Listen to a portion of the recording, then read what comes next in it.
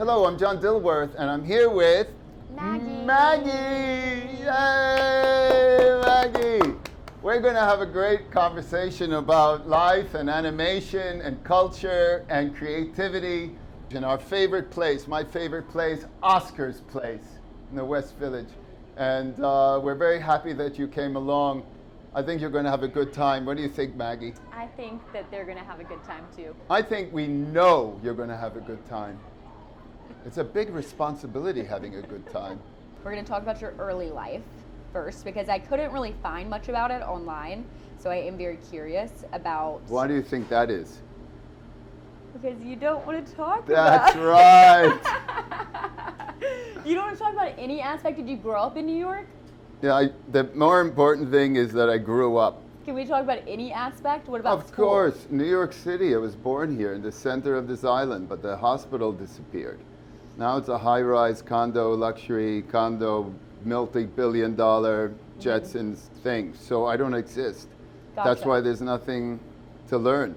All my files have been erased. What were your interests growing up? What were you attracted to? Survival? You know, amongst these giants? Were you interested in going outside? Were you captivated by nature? Were you interested in comics? Yeah, we did all that as standard childhood fare. But if you're asking for my nursery traumas, that would be something else. That's just between me and my team of psychologists. Yeah, not really nursery traumas. I'm thinking more like pre-teenage. Pre-teenage. Yeah, preteen to teenage type You know, of this is the thing. vibe. I liked sports, so I played a lot of basketball. Mm-hmm. And I liked art, so I did a lot of art. Mm-hmm. And comic books were standard. That's what we had. Imagine now today, all the variety of distractions. How do you find yourself? When I was a puppy, I just thought life, well, comparatively, would be much simpler now. Well, perhaps it's different for kids today, that they could absorb much more. I don't know how evolution works in terms of what you take in. It's sort of like asteroids. How much bombardment can you take before you're scattered? And then, let's say 30, 40 years ago, the requirements for your existence on the planet, let's say from the CDC or others, was much less. So not only you're getting bombarded by electronic influences, that's the exterior. But then what's on the interior? What's going on there? What have you had to absorb? It's a big deal. And I don't know if I'm answering this question the way you would like me to, because it's just none of it is happy. Mm-hmm. Yeah. My observations are not, they're not for the chaste. I really liked the piece that you did, I think while you were in art school in the 80s, like the one of the birds with like the giraffe and then the girl blowing the bubbles. Yeah, stuff. that was the limited bird. That was my first professional experiment, and it is an experiment. It's very interesting.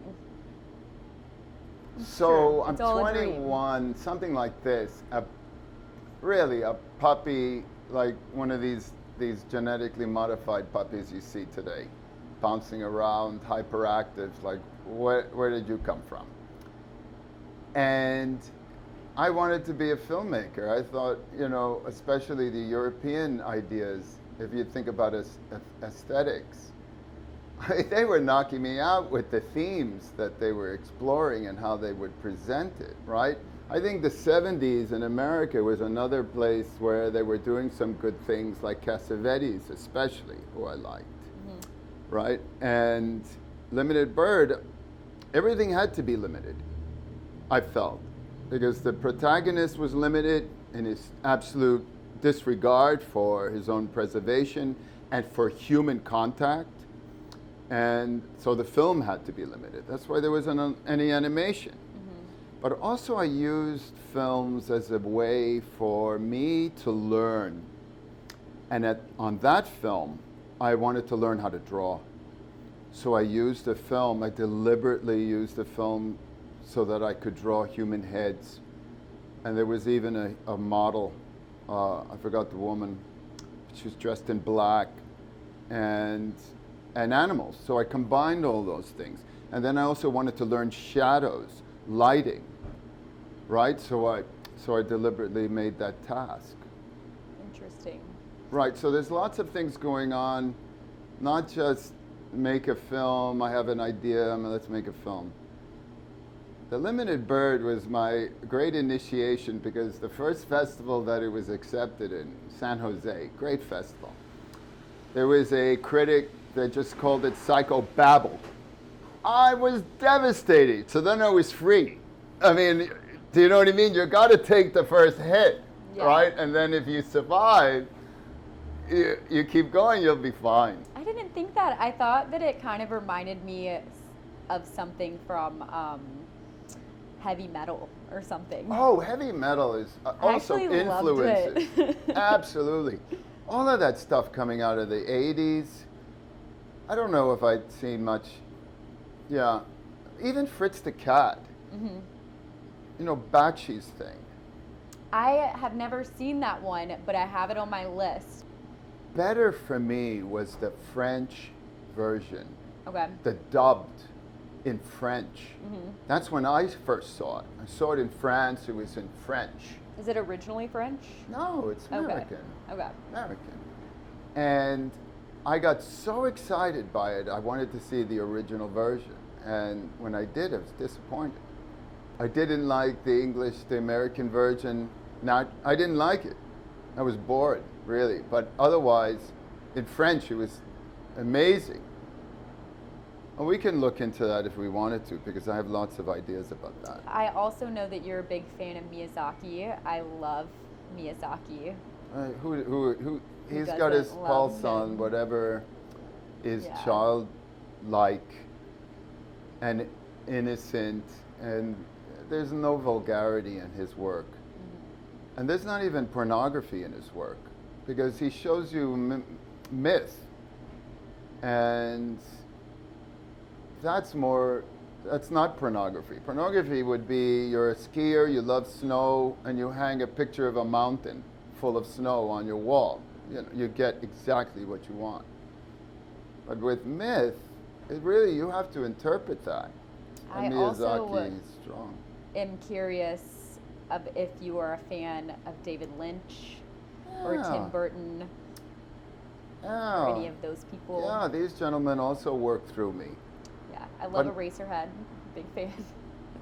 Yeah, that was really far out. It required that, when I saw it, it required that I suspend my judgment of cinema and just sort of like lay down in a river and let the river take you, right? And hope you don't have too many collisions.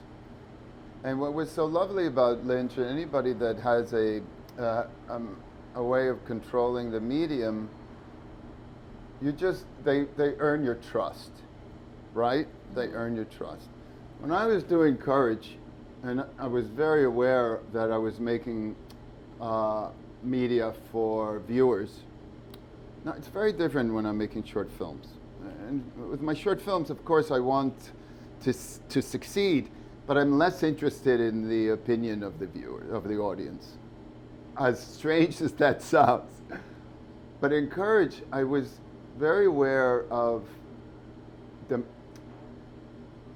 making the cartoon so that you trust me. Mm-hmm.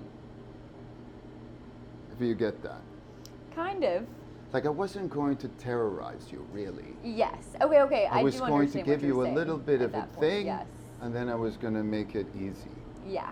And then in the end, I was going to make everything rosy. Yeah. Just like Miyazaki. But happy endings, if you wanted to talk about happy endings, whose happy ending are you writing? What are you saying, personally? Well. Or you just mean in general. Right. How did we come to understand what a happy ending is? The thing is it goes back to my previous thought about this overstimulation of technology today and the absolute demand, the clawing demand on kids to try everything, right? Mm-hmm. And those are distractions. How can one develop a sense of who they are if they're always distracted, right? I agree. So, where did we get the happy ending? Who manufactured that in our culture, in our opinion? Think back, now we're going to nursery. These are nursery traumas. Well, if you actually think about it, I feel like obviously very early fairy tales were very dark. Well, very dark, but those are gorgeous. Happy. Yeah. Who was delivering the fairy tale? I don't know. Disney? Yeah, with like Snow White. I guess Snow White would be the first. But just the manufacturing of the fairy tale. For instance, think about this family dynamic. Husband, wife, boy, girl, and dog. Well, that's the ideal family, right? It's also to push consumerism, though. It's vile. Yeah. That's a trauma. So our fairy tales, what's a happy ending? It's actually very true. I've actually never really thought about that. That wanting to, because I was going to ask you about that, about kind of how you were drawn to horror comedy, you know, but after you kind of explained it in that way, it makes me think about it a lot differently.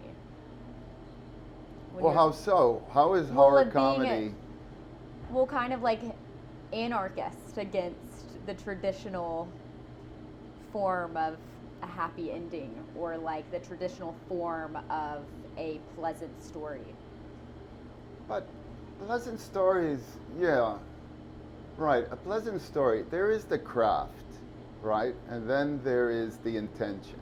Mm-hmm. Anarchy, right? What is anarchy really? I agree with Joseph Campbell.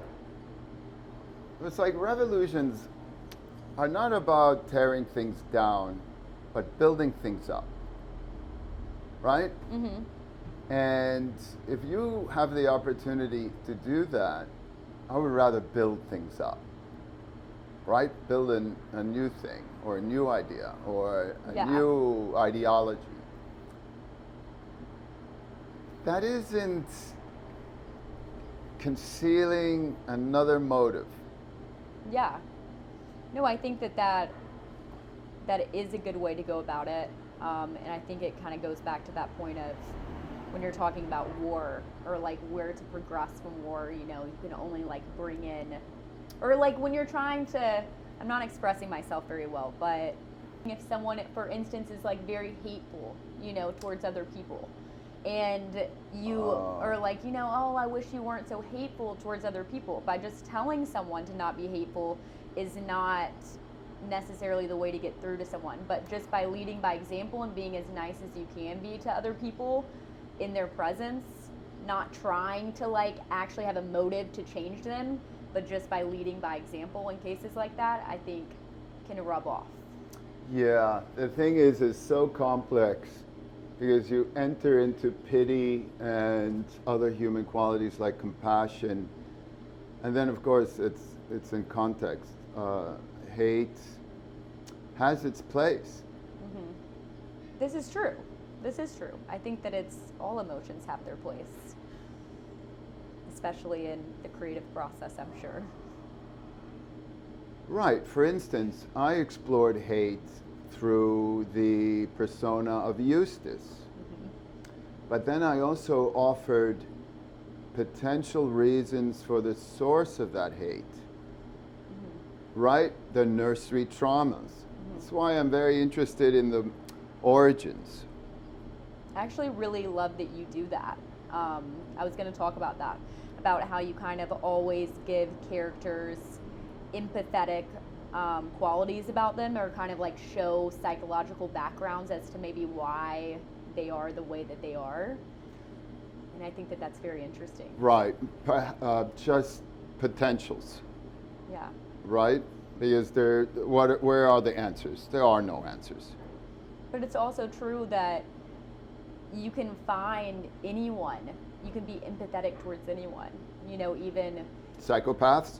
Yeah, Yeah. because of their environment potentially that they grew up in, or just like their, not even environment, but neurological issues that they're dealing with on a daily basis that are genetic. Yeah, I don't know anything about. I've read Polish text, very interesting stuff. It's called political ponerology. If you wanted to learn, it's one of the most definitive works on psychopathy. There's a Polish psychiatrist with his team during Stalin's time, and he was studying psychopaths. And when they were done with their study, everyone disappeared, the material disappeared, and this one scientist fled the country to New York with nothing.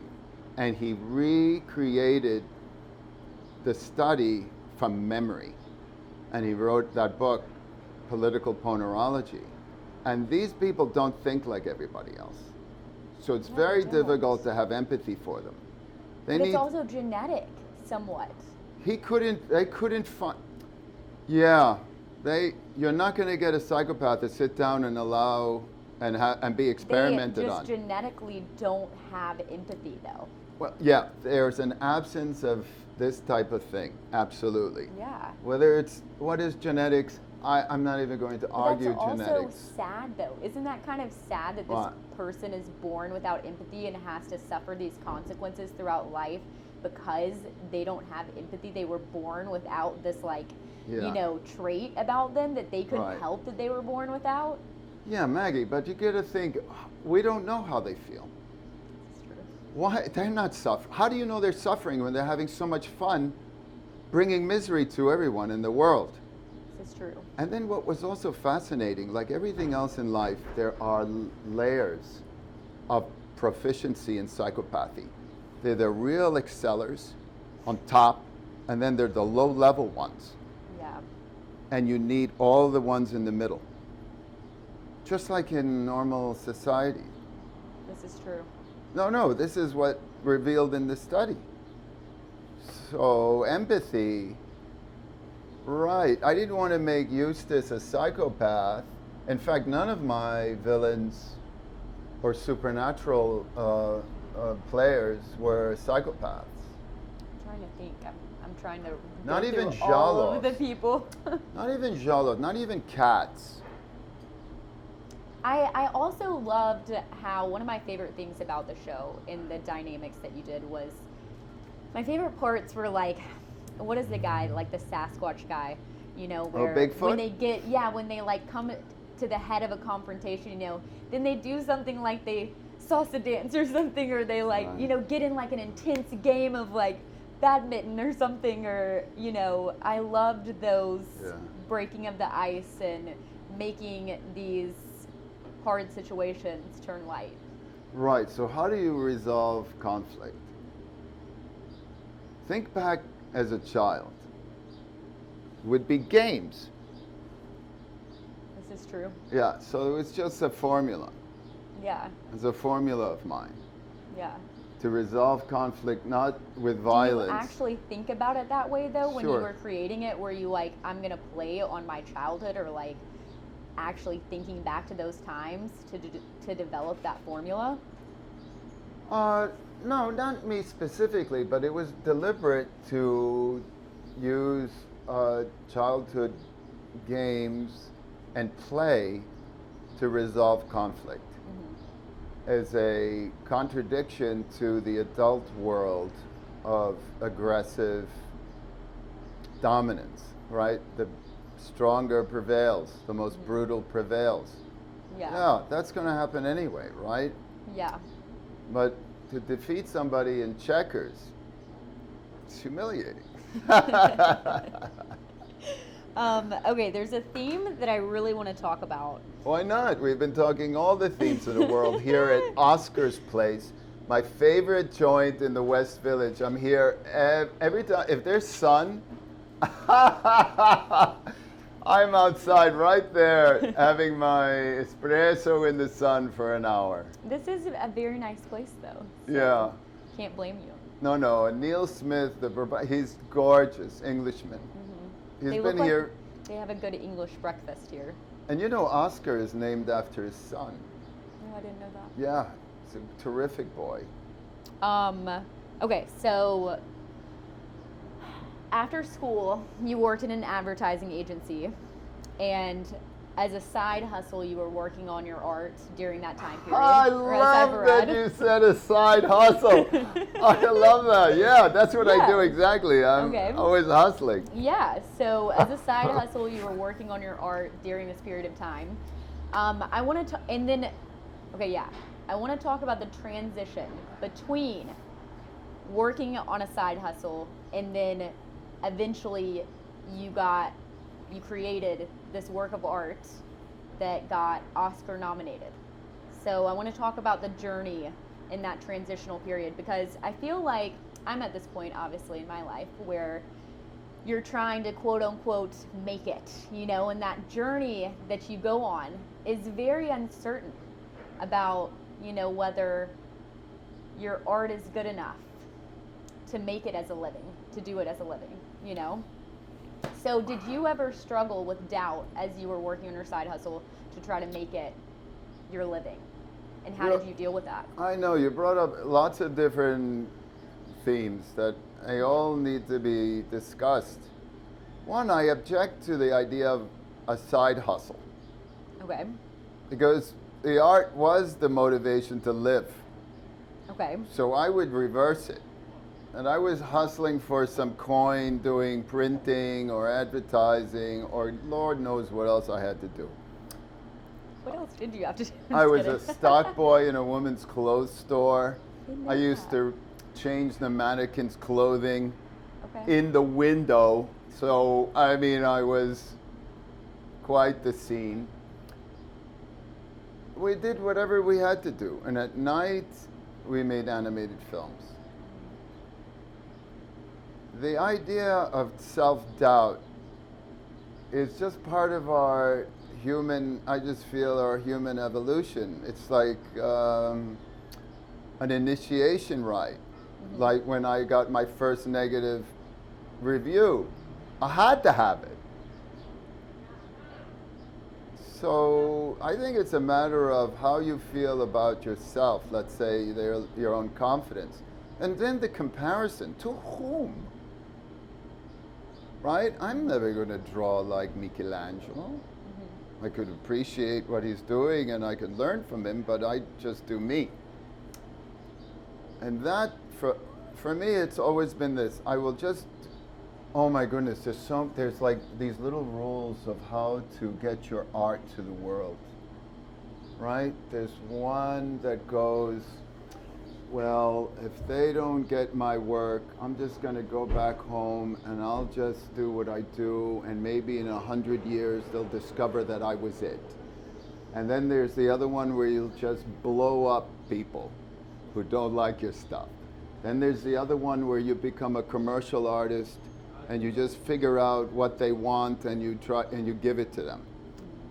And then there's this other one where you do your art in such a way that it's delivered with compassion.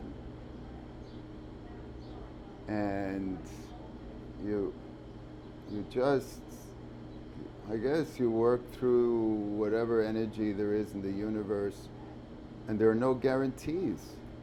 A theme, though, that kind of also goes along with those questions is something that you've talked about. I watched a YouTube video that you did.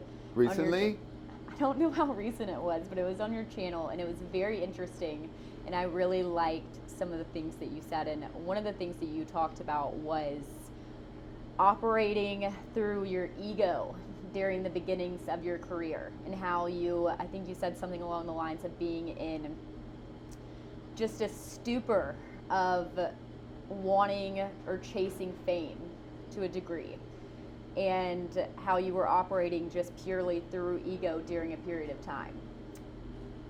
And I feel like a lot of those questions, like we're talking about, that revolve around doubt, also go back to saying, you know, why are you creating art? Are you creating art to be famous, to be validated, to be respected? Are you hoping to gain these things? How did you reframe that narrative? Since you said that, you know, you were operating through your ego, so how are you operating now? Well, let's see. I am now older and more wise. You would call that maturity. And self-reflection offers a lot of clues to reframing. Or maybe it's just comprehension of oneself or myself, right? Let's just make it myself. I was seduced as a young artist by the myth of the artist in a commodity-driven universe. And I thought that was the only way to be an artist. It's kind of tangent to this, who created the happy ending? These are manufactured ideas, and I got caught up in it.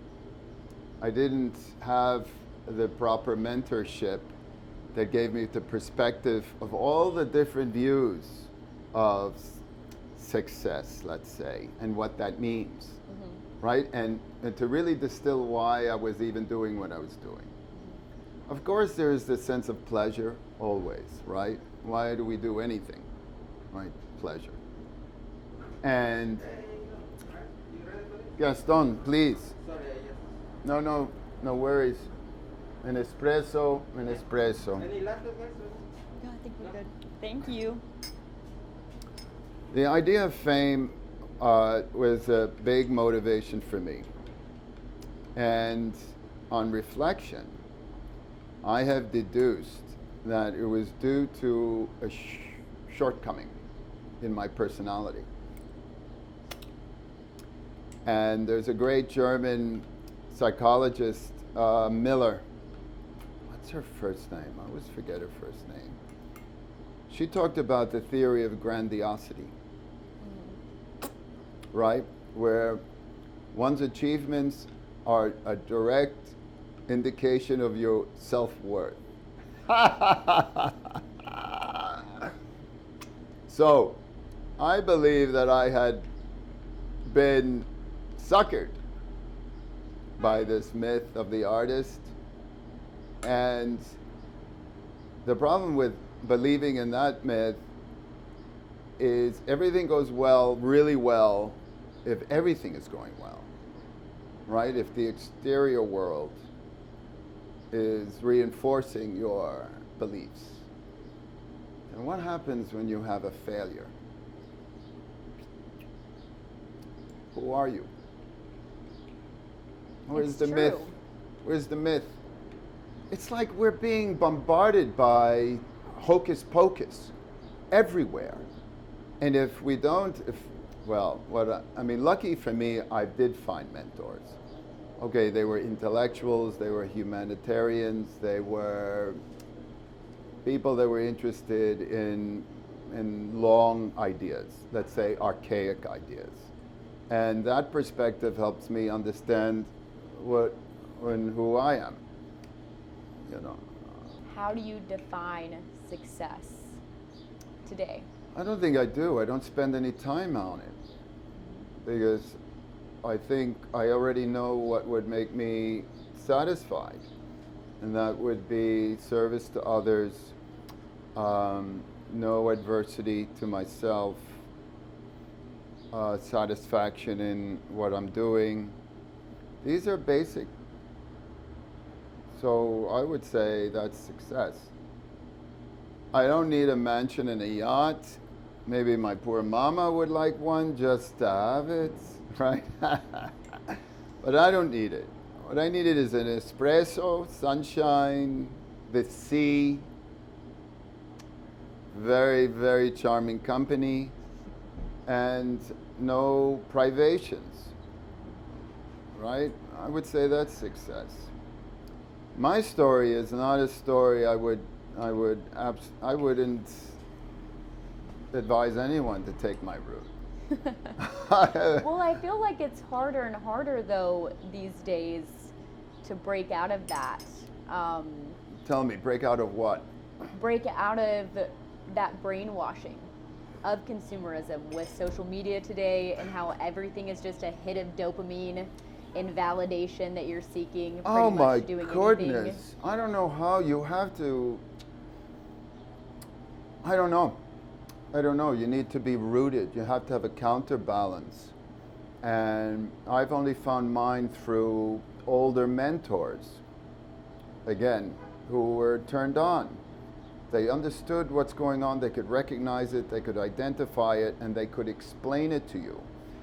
Just as you were saying, Maggie, about empathy and how you wanted to, there's this move to inspire bad behavior being a model for good. But you couldn't really do that unless you understood what a good behavior is, right? Mm-hmm.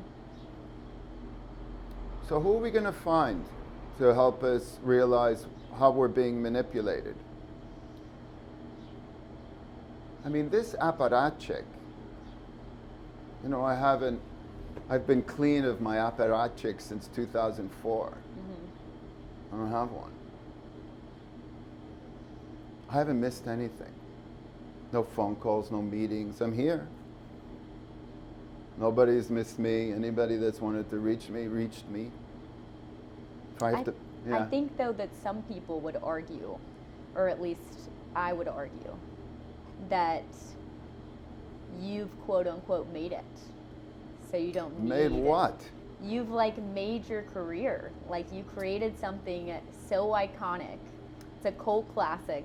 Oh, my that you're goodness, Maggie. You've gone down in the Hall of Fame. And there's other people that are like, oh, well, we need to be, hustling to get to that level. So let them hustle. Yeah. But what level? No, you're right. I agree with you that it is all subjective again, and it is just poisoning, mind poisoning, that there is a level, like you're saying, that is all a lie. If we're not in the pursuit of doing the things that, look at Joseph Campbell says, the one thing that we're obligated to do for ourselves is to live satisfied, right? Mm-hmm. And if we're not engaged in the non-harmful behavior of the pursuit of being joyful, then what are we doing? And if your art moves you to that, that's beautiful, you found that. But you don't want to be an angry artist, resentful and raging. And, this is a type also that's pitched. And if you fall into alcoholism and all of these other tropes of the artist, the drug, the heroin, the addictions, and why? If the art's there. It seems to me that there is a failure to communicate and understand. And I don't have the answers myself, but every day I'm in the pursuit of it. Also, I'm very interested in history. For me, not the blessed history ordained by big universities, mm-hmm. right? Because you could say that, like any other institution, they get their funding by doing exactly what they want, what they're told to do, right? So I'm interested in a wide variety of scholars. That way you get the best, spread. And history often reveals the human nature.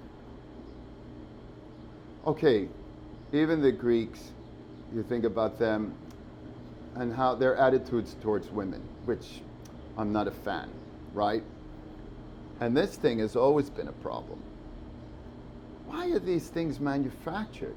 It doesn't seem like we're very interested, this species of ours, in harmonious cooperation. right?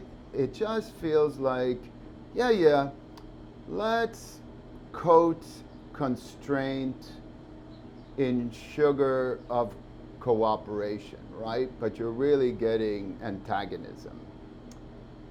And I'm not for that. I agree.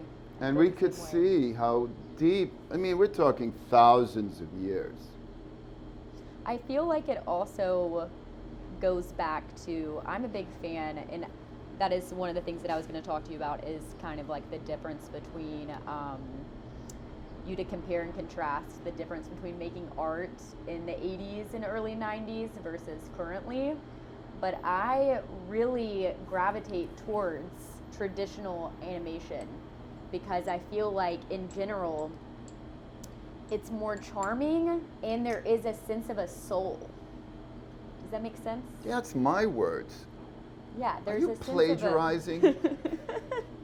I read your mind. You just have to read my videos. No, I've never heard you say that before. I really haven't. I'm always talking about the soul. Yeah, I like really I do know believe what that. it is. Do you know what it is? I don't know what it I is. think it's a feeling. Well, isn't it also a... Again, I keep talking about this word compassion, only because I don't understand it. Mm-hmm.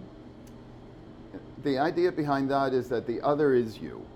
And the sensitive, tender feeling of the other is really...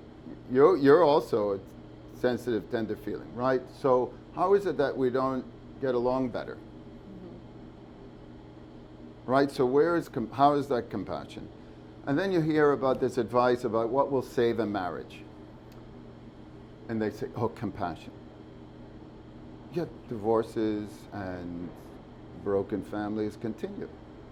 Mm-hmm. I think it's also, though, poisoned, like you're saying, by our media and like the things that we're intaking, not just media. I don't want to say it like that because I know there's such a negative connotation to how people use the term like media. Well, today. everything's been militarized. You can't.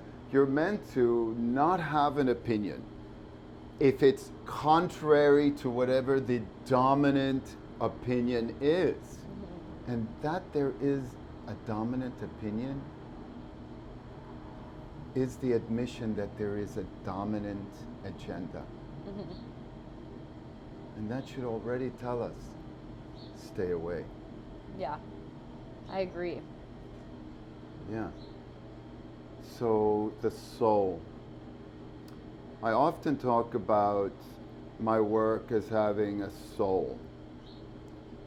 And for me, that would be an interest in the feelings of others. Mm-hmm. How they feel, why they would feel that way, and what they are going through.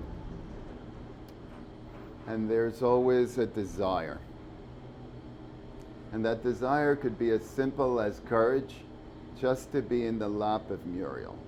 Mm-hmm. Or it could be the desire to be voluptuous, mm-hmm. without concern for the consequences of the pursuit. Right, so my work has also been categorized as moralistic. Is it? Are you asking me? Curator. Yeah, I actually have a lot of questions about that already. Well, is it my propeller that's distracting you? Yeah, one of the questions that I was going to ask is that you have said that before, that compassion is a main theme throughout the show. You know, like we've talked about giving your characters empathetic qualities. And I was wondering if that was intentional for you to want to expose children to people of neurodiversity and people that are potentially, for them to accept people that are different from them or may look different from them. Because I feel like kids are so mean and not accepting of anything out of the norm that I wish there was a way to educate kids, you know, growing up, to accept others and not to judge them based on their differences. And I feel like that you can do it by platforms like Courage and these shows that, you know, the underlying theme is accepting people sometimes that are different from you, like the hunchback guy, you know, with the little bells and stuff. The little bells. What about the shadow play? Yeah. Yeah. I'm saying just all of the characters, there are these redeeming qualities, and you kind of, you know, end up liking a lot of the really strange looking, you know, people and acting people. So I was just wondering if that was intentional. Well, what do we do with, well, yeah, of course, it's all conscious. How could it not be conscious? Mm-hmm. Who's going to make it? You realize animation or like live action, everything is deliberate. Mm-hmm. They have to be planned and thought out, right? But was it really to educate children on that? No, I'm not a pedagogue. Yeah. You know, I don't even like to teach, but I'll do it because we'll have conversations. Mm-hmm. And it's one way to get to know somebody. Mm-hmm. Their minds, their ideas, how they're really, how they think. But no, themes are important to me. And so I just illustrated them. You could say I was editorializing, right? But morality, perhaps morality comes through anyway, even without you deliberately doing it. You know, a deliberate application of morality would be spiritual texts, right? That's very different than what I was doing. Because one also, how we deliver, right, these, my goofy teeth, outrageous eyeballs, takes where bodies disintegrate, people having heart attacks one moment and bouncing back up. I mean, what kind of morality is that? Where's the humor in any of our religious texts? It's all rigor and right and thou shalt not. But that's also maybe, again, back to the thing about leading by example. Maybe that's why not a lot of people listen, or people aren't wanting to listen as much because they don't want to be told what to do. They would rather have it in an underlying theme that's kind of, you know, leading by example, like the show, kind of leading by example, that Courage is accepting this person that is different from him as someone that's just a normal person and getting to know this person. The thing is that I'm a product of a Western culture. And that Western culture is you do what you want, only don't get caught, right? And if you think about culture's influence on the individual, well, what culture are we talking about? Let's say the Amish. I don't even watch cartoons. How do they receive their morality? Through their religious texts and community. Community. People who feel exactly the same way their neighbor feels, right? And they've agreed to watch out for the future. Who's watching out for us?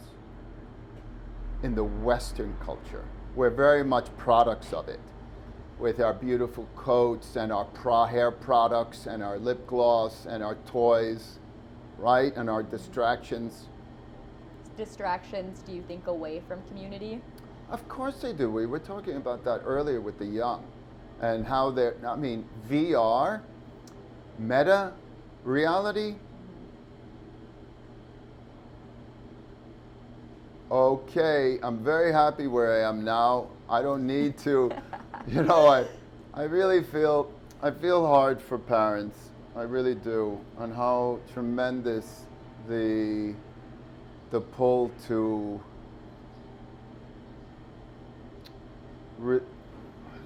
what is it? You're letting go.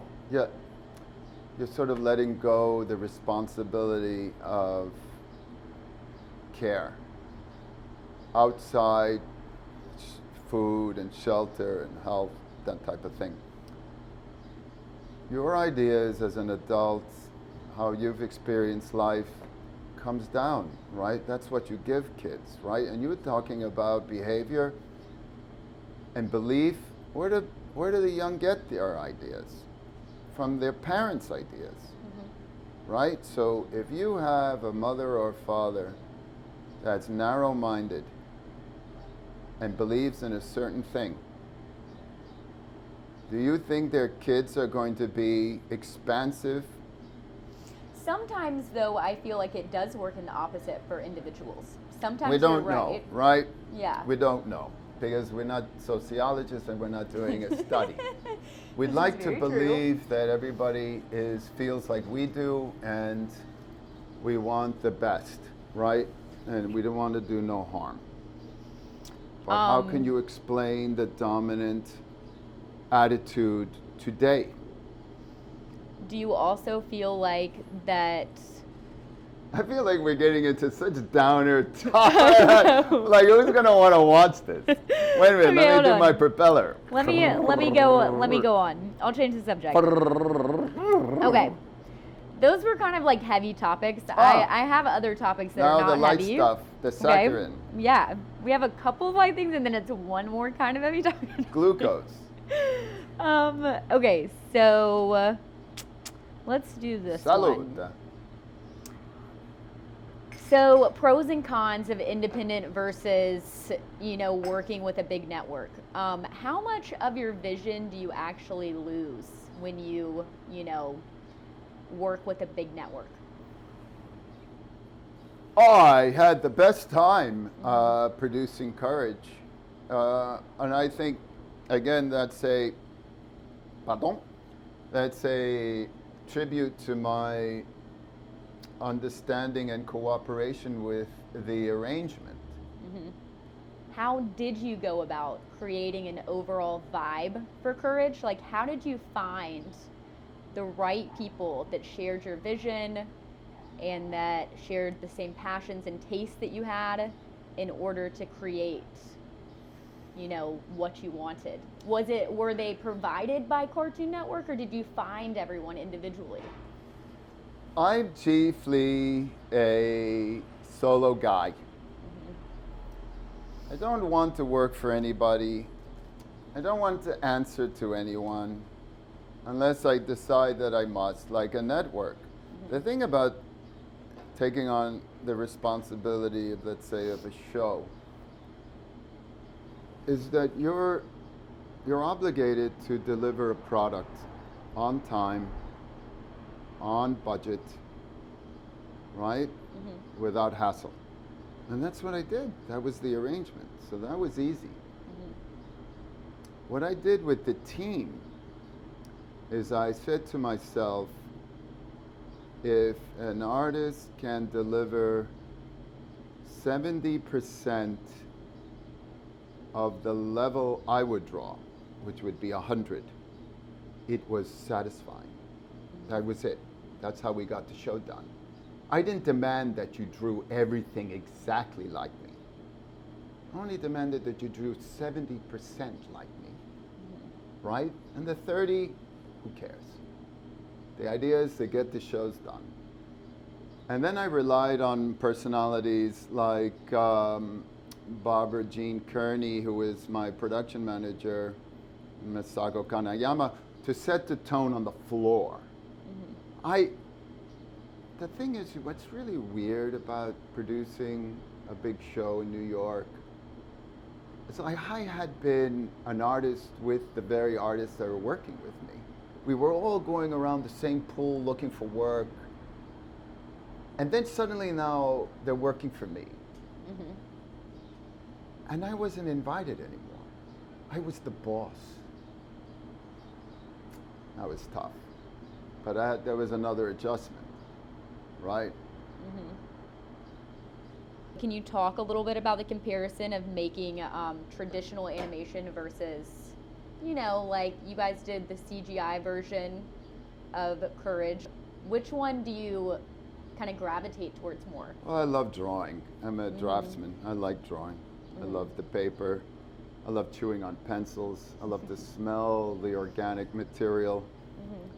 I'm making a new film now, but I had to migrate over to the machine. I'm drawing on the machine. It's a practical move. and I don't enjoy it as much. How was it culturally different making art back in the 80s and early 90s as opposed to today? Well, for me, it would be the same. I would always have the same climate of silliness. I mean, we were doing amazing things. Like, they make this transparent tape, packing tape. And we would tape the front of a bathroom door so that when somebody exited, I just wanted to. I mean, just jokes like that, being together and having a certain vibe. Animators are special. Yeah, they could be kind of odd, but lovely. But we all have this silliness to us. And do you feel like it was more laid back, though, back when everything was more traditional? No, I just think the same demands that we have on ourselves for performance and competency exist. That hasn't changed. Even if it's on the machine, there's so much competition now, really much more competition. When it was based just on pure drawing, that's kind of limited because it's over. It's over. Freedom!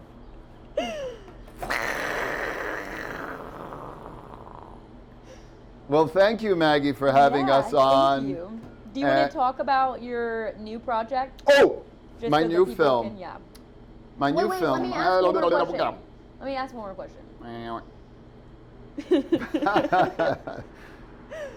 Okay, as far as subject matter, you were able to get away, or not get away with, but I feel like things were a lot looser back then when creating Courage, as far as you were able to get away with, pushing the boundaries with subject matter.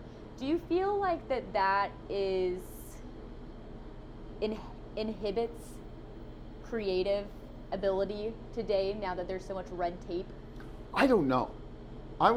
We were lucky. We had the most amazing animation executives, Linda Saminsky, Jay Bastian, and Mike Lazo at Cartoon Network. And I am shocked as well that I was able to do the themes I did. I mean, the love of another human being between a cat and a rabbit, that's never done. That's taboo right there. Cats and rabbits, they don't get along. Yeah. We were surprised. I have no idea today, but from what I hear and my previous experience with Disney, that wouldn't happen. Yeah. We'll talk about your new project. When? Now. Oh yeah. My new film, Howl If You Love Me, is a horror rom-com, horror romantic comedy. And I'm very excited about it because now I get to explore the idea of, are we animals? Yes, we're animals. But knowing that we're animals, should we employ restraint in dealing with other animals? So it's a relationship film, right? So how do you cooperate when you have two very strong personalities with strong points of view of the world, right? So that's what I'm doing. And it's a horror because they're both secret werewolves. Okay. Very interesting. Yeah. I'm excited to see it. Oh, well, you could see the process. I've been posting the process on the production on my YouTube channel. That's what I was going to say, is that he has Stretch such a Films. great YouTube channel. And it's only for really people that are interested in making films and students and amateurs. It's not for bubblegum and titillation. Actually, you do have some philosophy, though, on some of your videos. Well, philosophy is philosophy. That's what I love. I'm a philosopher. Yeah. Sicilians have historically generated philosophers. You're Sicilian? Well, half. I didn't know that. The worst half. I love Italians. The who? I said I love Italians. Oh yeah, espresso. Yeah. All you have to do is say Mediterranean, and Yeah. I'm yours. Yeah. And also, last thing that I want to talk about is you guys are rebooting Courage, right? There is No, going to we're be a not. prequel. No, that's all long gone. Okay, gotcha. Because I had read that fairly recently, I think in like 2021 or something. That No, it was a great disappointment. It was just terrible. We were developing 2 years with Cartoon Network, and then Comcast, I think it was Comcast, somebody bought the whole thing, Warner Brothers, and they trickled down, and by the time they got to Cartoon Network, not only did we lose our prequel, but we also had a feature. All of that disappeared. And with the new management, Courage wasn't a priority. And it was tough because we were already producing. We had the pilot, we had the scripts, we were ready to go. And then this thing happens. And use that as an example of the vicissitudes of life. Just when you think, yeah. I think that's a good place to end it. It's true. Full circle. What if it's not really a circle? You're right, it was not. It was definitely all the way. He told me though before we even started, he was like, I just want to let you know that my interviews never go as planned. That's the best kind. So yeah.